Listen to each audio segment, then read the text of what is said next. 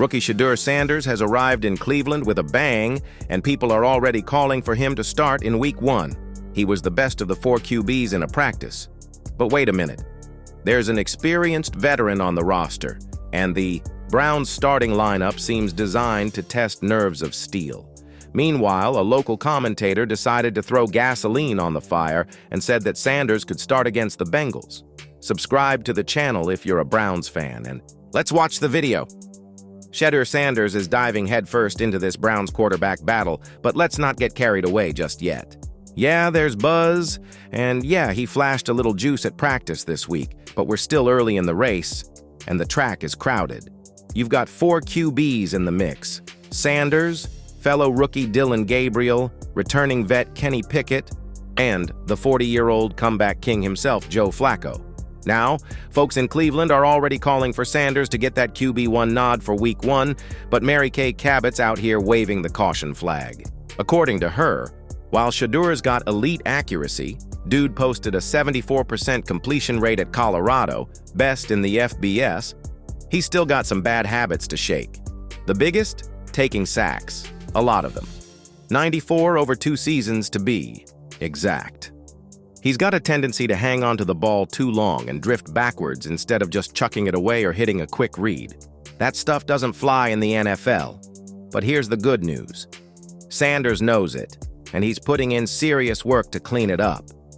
Browns OC Tommy Rees even gave him props this week for locking in mentally and picking up the offense. And reportedly, Shedeur outshined the other 3 QBs during a recent practice, which definitely turned some heads inside the building. Still, Vegas isn't convinced yet. As of Friday, FanDuel had Flacco as the favorite to start Week 1 at plus 116, with Pickett at plus 230, Sanders at plus 310, and Gabriel way behind at plus 160. It makes sense. Flacco and Stefanski made magic late last season, winning 4 of 5 and punching a playoff ticket. That bond and familiarity carry weight. But Sanders isn't just being tossed into the deep end, he's swimming. Cabot says if he keeps up this pace, he's going to get his shot with the ones, not just against the Browns D, but in joint practices against the Panthers and the reigning champs from Philly. That's a proving ground right there.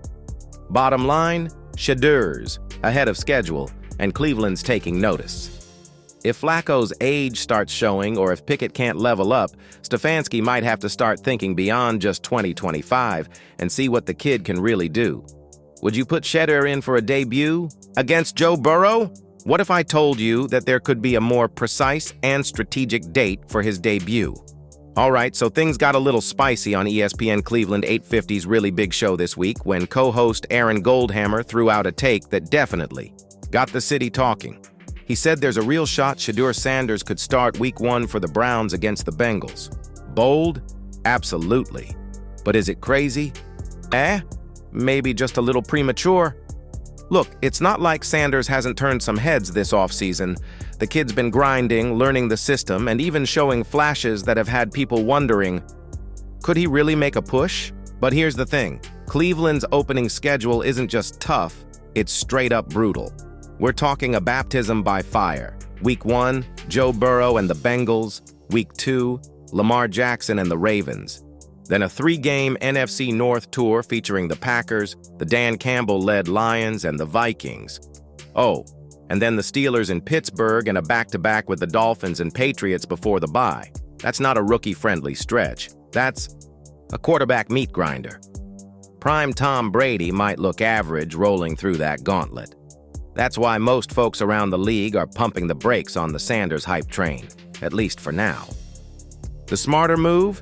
Let the rookie sit, watch Joe Flacco do his thing, soak up the offense, and learn how to handle the chaos of an NFL game from the sidelines for a bit. And honestly, it's not a knock on Sanders. It's just about not throwing him into a shark tank without a life jacket. But here's where things get interesting. After the Week 9 matchup against the Patriots, Cleveland hits its bye. That's the perfect pivot point if the wheels are wobbling or if the vets aren't getting it done. Week 10 against the Jets suddenly becomes a very real target for a Sanders debut, especially with the Browns holding 2 likely top 10 picks in next year's draft. They have to figure out if Shedur's the future before they're on the clock. So, was Goldhammer's take out of bounds?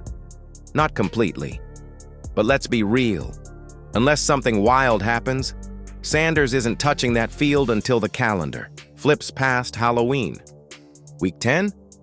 Now that feels like a conversation worth having.